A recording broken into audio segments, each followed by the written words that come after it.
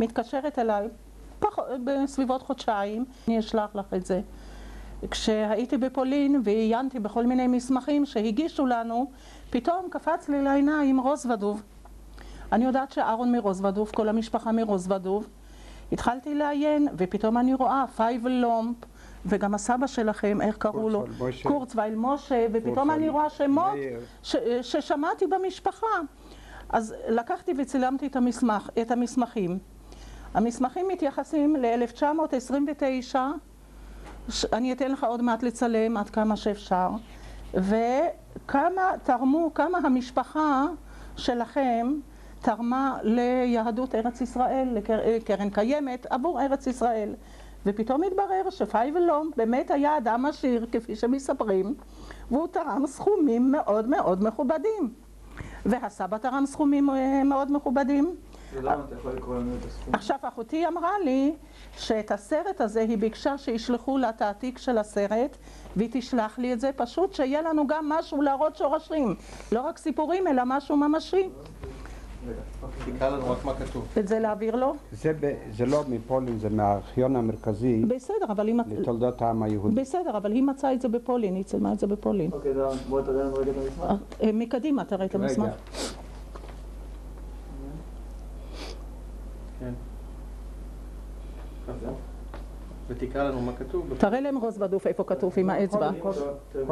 את הרוזוודוב תראה.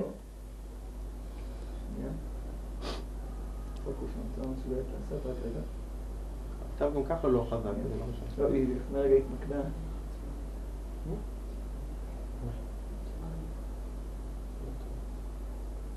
איפה כתוב רוזוודוב? הנה פה כתוב. אהרון תראה להם איפה כתוב רוזוודוב.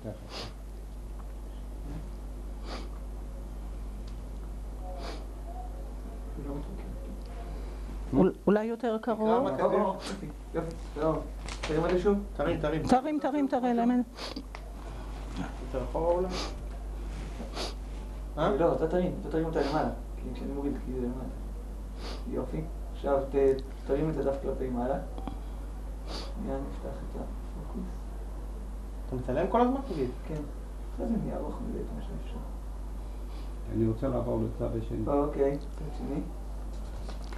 ותקרא לנו מה כתוב. קודם כל נצלם איתנו. תראה להם את השם. מי זה פייבל לומפ, אהרון? כן. עכשיו, מה חשוב פה להראות? תראה לי עם האצבע. רוזוודוב זה הכותרת, המילה הראשונה בכתב יד, נכון? ספיס, כל זה מה שכתוב פה בלועזית. אוקיי. אז בואו... זה דוח. תראה לי את זה? זה דוח כספי. בוא תראה את זה אליי שוב. איפה? אין לו לקרוא לך, חכה. ספיס. תוריד טיפה. תודה. זה הכותרת של העיירה. רוזוודוב. תקרא לו מה כתוב. יש? כן. עכשיו, איפה השמות שלהם? תשים פס מתחת לזה. לא, תקרא את זה. פייבל לומפ, כן. מוישה קורצווייל ומאיר קורצווייל. אולי גם בדף השני יש. לא. לא, צריך להיות. בדיוק, מה כתוב? פייבל לומפ תרם 9.15 זלוטה.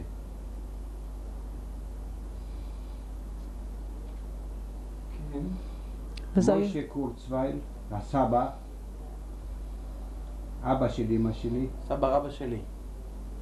כן, כן. תרם 23.5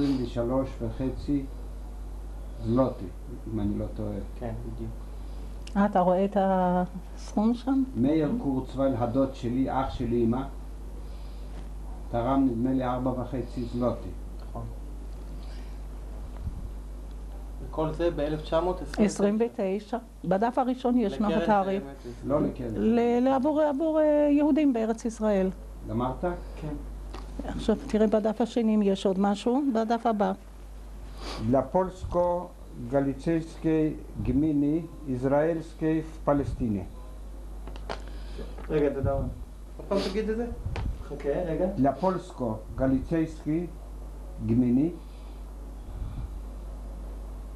יזראלסקי פלסטיני.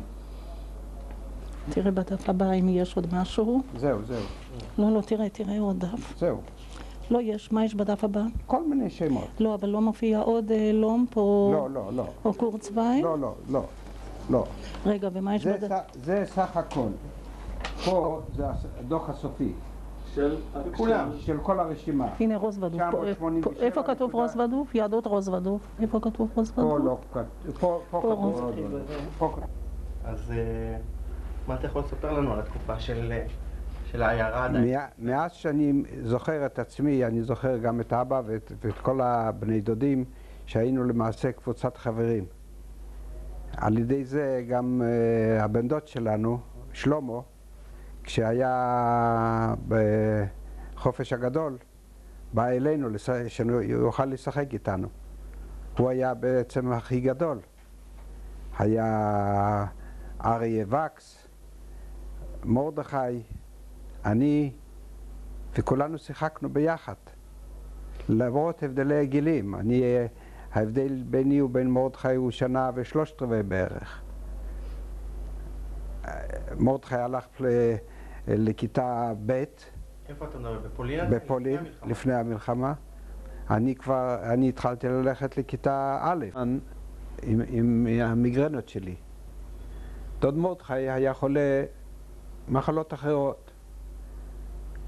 דודה גניה, עם הפרוטקציה שלה, הגיעה לרופאים הכי טובים שהיו אצלנו. אצלנו הייתה עיירה, כמו שיש פה קריה, המטכ"ל,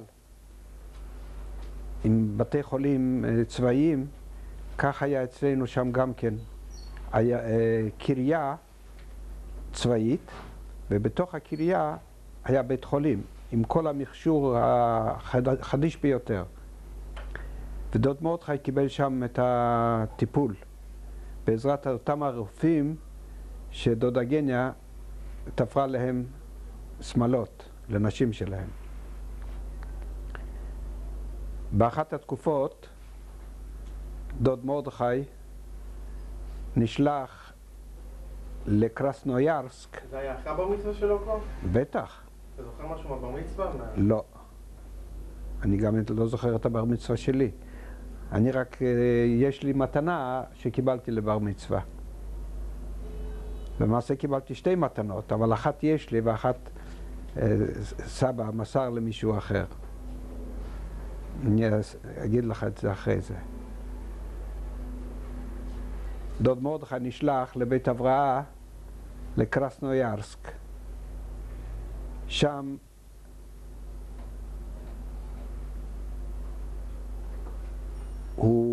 זה היה אחרי בר מצווה שלו.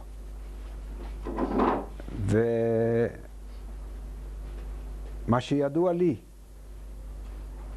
שהוא הלך להתפלל ליער על מנת שלא יתפסו אותו ויחבא.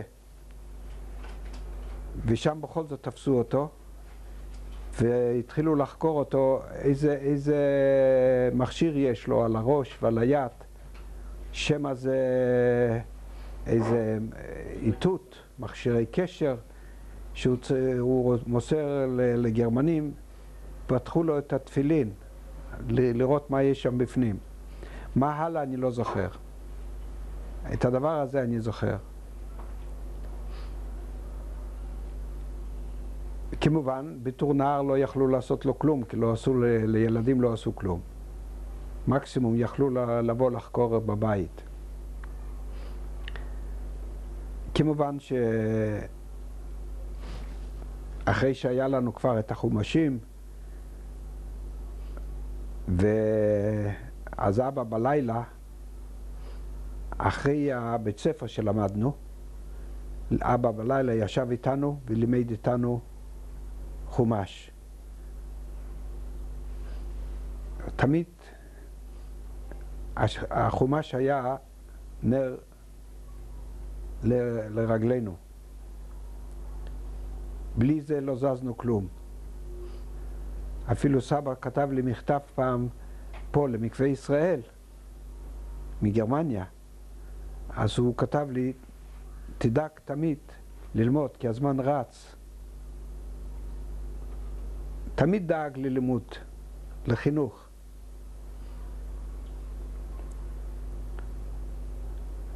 שם ברוסיה זה היה קשה מאוד.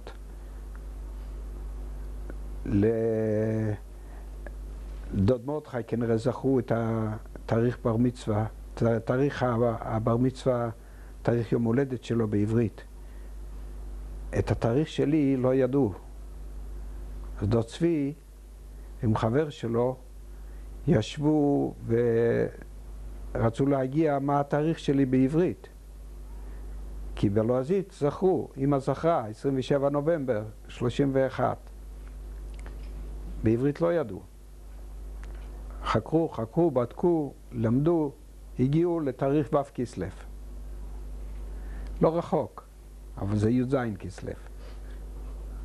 אבל לקחתי על עצמי את הו' כסלו כיום הולדת. אני קיבלתי את לבר מצווה, בוא תיכנס. תפתח את יש שם בצד שמאל כוסית קטנה, ארוכה. גביע, צער קטן, צער כזה. בפנים, למטה. שמאלה. שמאלה. אחת. גביע אחת. ארוך. כן. זה קיבלתי לבר מצווה מהרב יואל מוישה פינטר. היו לו 6 כאלה, והוא נתן לי אחת.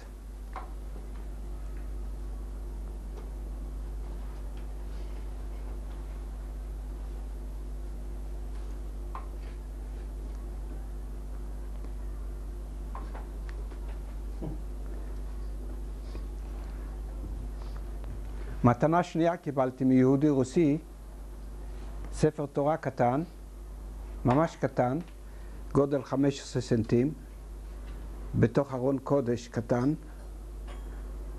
את זה היה לי כל השנים איתי, עד לפני שנסענו עם אקסודוס, זה היה אצל האבא שלי, אצל הסבא שלך, והוא נתן את זה מתנה לבן ציון בלסנבאום, לגיס שלי, מתנה לנישואים שלו.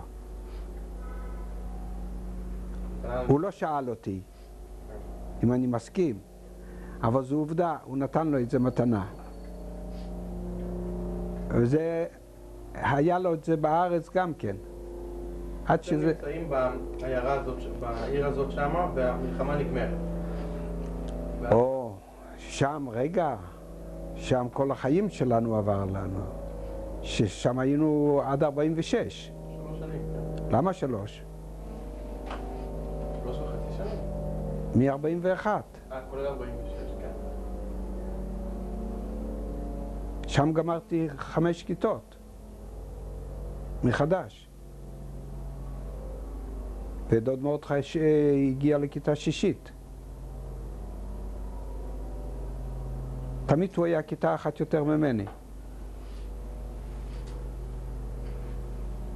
אבל עד כיתה 3 היינו בבית ספר אחד. מכיתה ד' עברנו לבית ספר אחר, שם למדו עד כיתה ז'. והכל זה בתי ספר של גויים? בטח. ולא היה פעילות של יהודים, תנועות נוער? שום דבר. שם, כמובן בבית ספר ישבנו בלי כובע. מה שאני זוכר שאני כמעט ולא הלכתי לבית ספר בשבת. שלא לדבר על כתיבה או משהו כזה. תמיד הייתה לי סיבה. למה לא באת? כאב לי הראש. מיגרנות. המורה אבל הכירה אותי. ידע שאני יהודי. אבל תמיד אני עשיתי את השיעורים. כך שתלמיד טוב הייתי, וגם דוד מרדכי היה תלמיד טוב. אתה זוכר עליו? מה היה איתו בשבתות וזה? גם כן. אם לא היו מוכרחים ללכת, אז לא הלכו. כלומר, מצאנו סיבות למה לא, למה כן. היו החברים שלנו, הגויים, היו פונים למורה ואומרת לו, למה לאהרון את לא אומרת שום דבר כשהוא לא מגיע לבית ספר ולנו את עושה בעיות? תהיו תלמיד כמו אהרון לום, גם לכם לא נגיע, לא אומר שום דבר. אוקיי, אנחנו קופצים עכשיו לתקופה. מבחינה זאת, דוד מרדכי היה אותו דבר. אנחנו עכשיו עוברים תקופה. סוף המלחמה. אנחנו רוצים, מי כאן? שם דוד מרדכי גם היה במשך הזמן בתנועת נוער אוקטוברונוק, זה נוער צעיר עם כוכב, ואחרי זה הוא עבר לקבוצת פיוניירים שהלכו כבר עם עניבות אדומות. מה זה, תנועת נוער קומוניסטית? כן, זה היה חובה. אני לא רציתי לשים עניבה,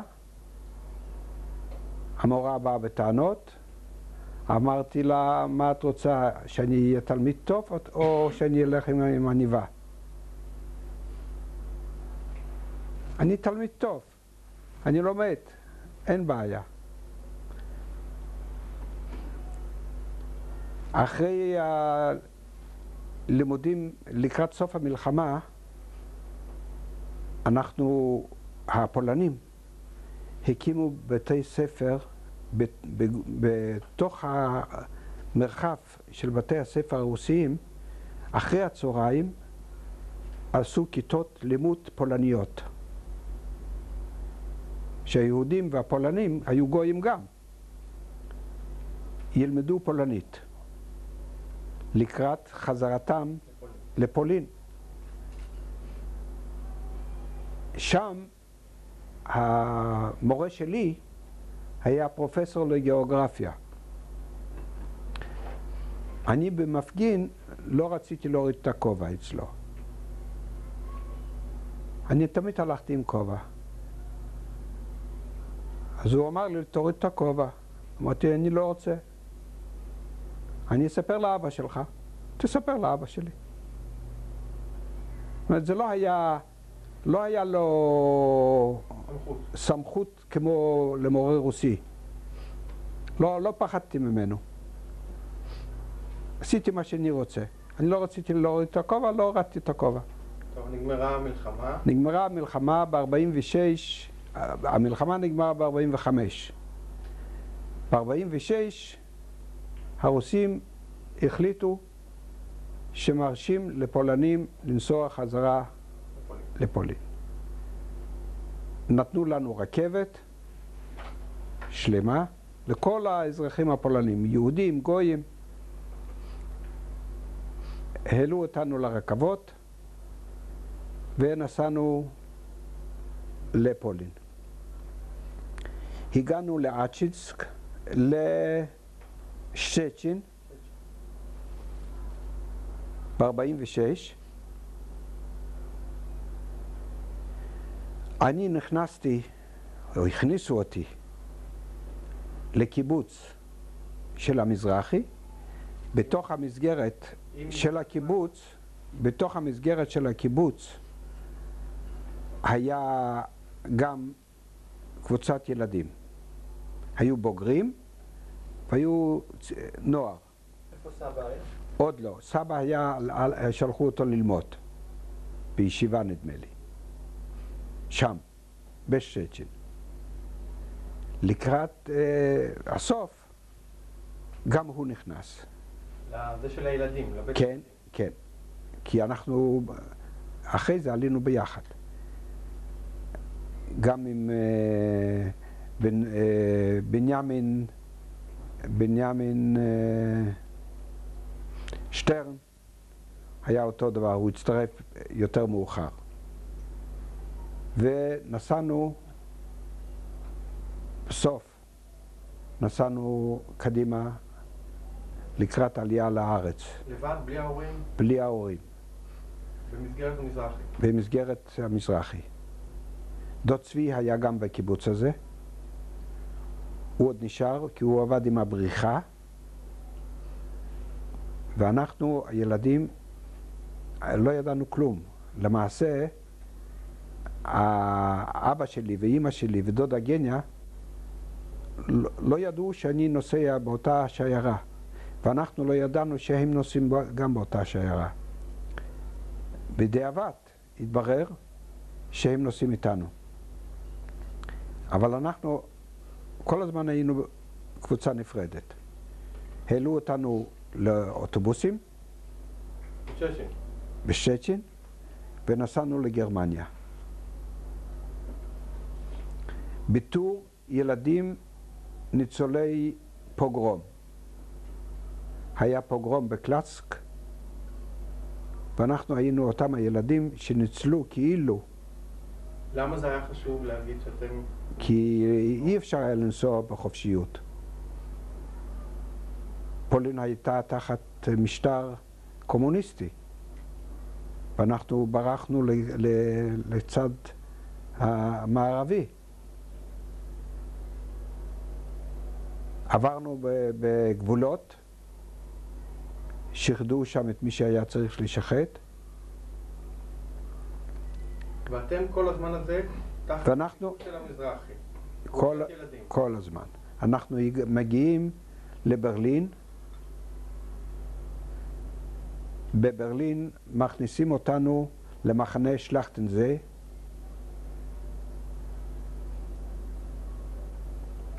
ושם אנחנו בתור קבוצת ילדים הדתיים הראשונה שהגיעה. כמובן,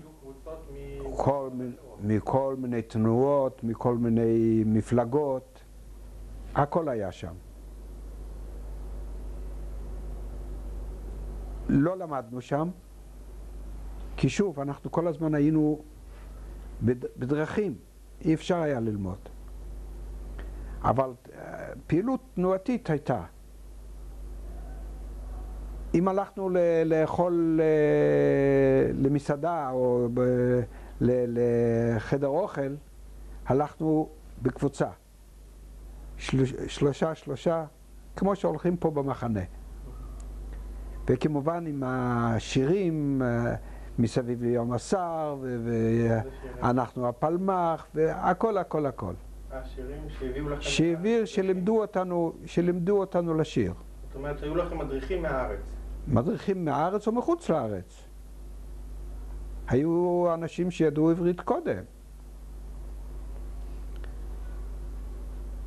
ושם היו מאונר"א יהודים שהם אמרו את הילדים הקדושים האלה אנחנו מוכרחים מהר לשלוח, כי אסור לנו להתחיל עם הדתיים. אז אנחנו בסך הכל היינו שם חודש ימים. אבל תוך החודש הימים הזה הספקנו ללכת לטייל בברלין עצמה, אבל תמיד הלכנו ביחד. תוד מרדכי ואני וכולנו. חייקה הייתה איתכם, נכון? חייקה הייתה איתנו, אבל לא תמיד היא הצטרפה, כי היא הייתה יותר גדולה. חייקה בקבוצה הזאת לא הייתה איתנו.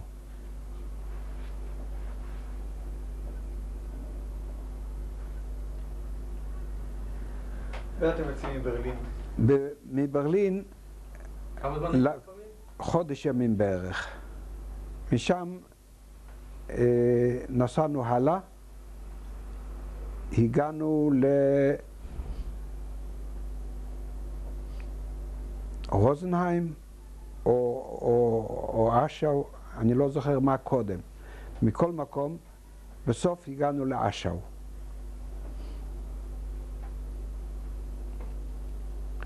באשאו זה מחנה צבאי לשעבר. שם היו כל מיני קיבוצים, דתיים, לא דתיים, מחנה. ושם גם למדנו. לא בתור בית ספר, אלא לימוד, לשם לימוד, ידיעה. אני לא זוכרת באיזה קבוצות זה היה. אם זה היה קבוצות לפי כיתות, לפי גילים. בכל אופן, תמיד למדנו. לימודי קודש? מה? לימודי קודש? גם. בטח.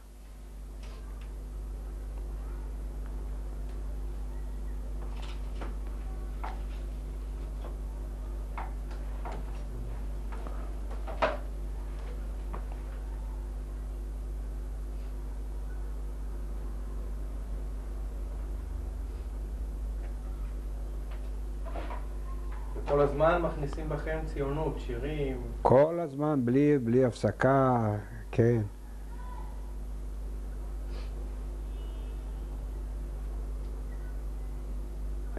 יום אחד התנועה החליטה שאנחנו צריכים לכבוש מחנה מסוים. היה מחנה שהתפנה מתושביו, והייתה מריבה בין השומר הצעיר לבין בני עקיבא.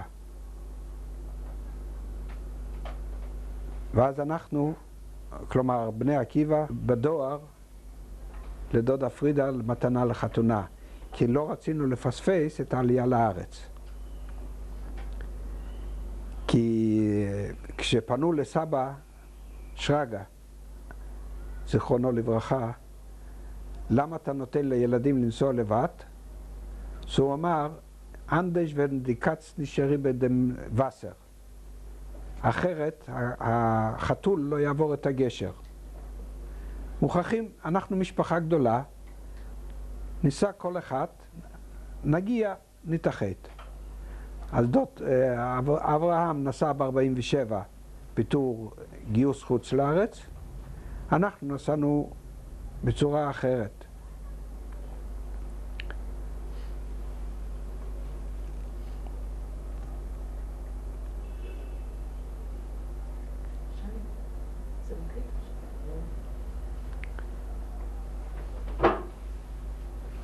אז שמעתם על האונייה?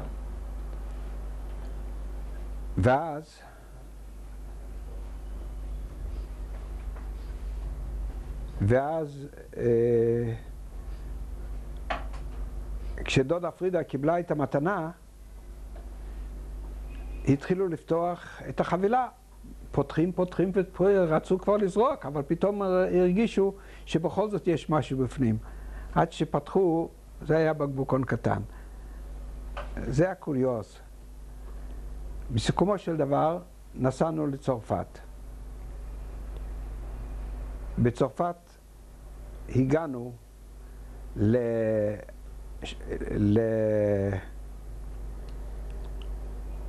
למחנה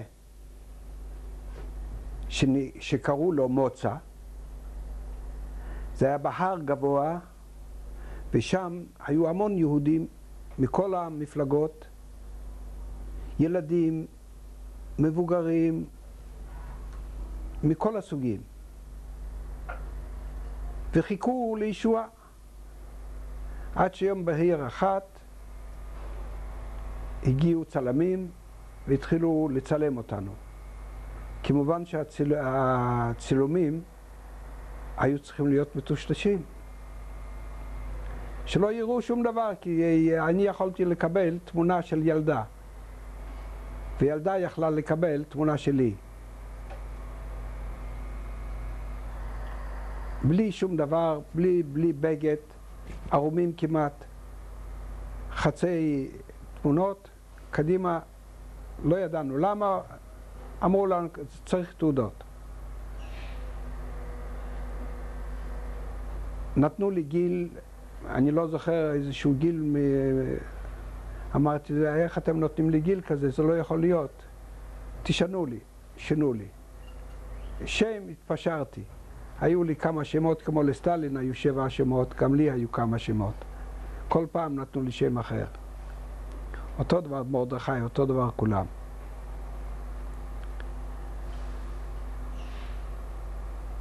הגיע הלילה והעלו אותנו על מכוניות. עד שהגענו לאונייה. שם העלו אותנו אחד על סיפון האונייה, אקסודוס. זו הייתה שמחה. ולפנות בוקר הספינה יצאה מהנמל. תוך כדי יציאתה מהנמל, האונייה עלתה על סרטון. נו, ועולים על הסרטון הזה יש גם חור באונייה. כל זה אנחנו לא ידענו. ולמה עלינו על סרטון? מכיוון שמנמל בדרך כלל יוצאת אונייה עם נווט. פה במקרה שלנו שילמו הרבה כסף לנווט כמקדמה, ואחר שהיה מבצע את העבודה היו משלמים לו את החצי השני. במקרה שלנו האנגלים תפסו את העניין תכף בהתחלה, פנו לממשלת צרפת שיצרו את האונייה. המקל שלה היה לא לתת אפשרות לנווט לצאת. כלומר, איימו על הנווטים, אם מישהו יוצא, יש לו בעיה. אז הוא לא התייצב, הוא החזיר את הכסף למי שצריך. אבל לא יצאו. כך שהאונייה שלנו, על מנת שלא יתפסו אותה בנמל, יצאה לדרך בלי נווט. ואז קרה מה שקרה. כל זה אנחנו נודע לנו אחרי זה. כאשר האונייה הייתה בלב ים, הצליחו לתקן אותה מבחוץ, מבפנים.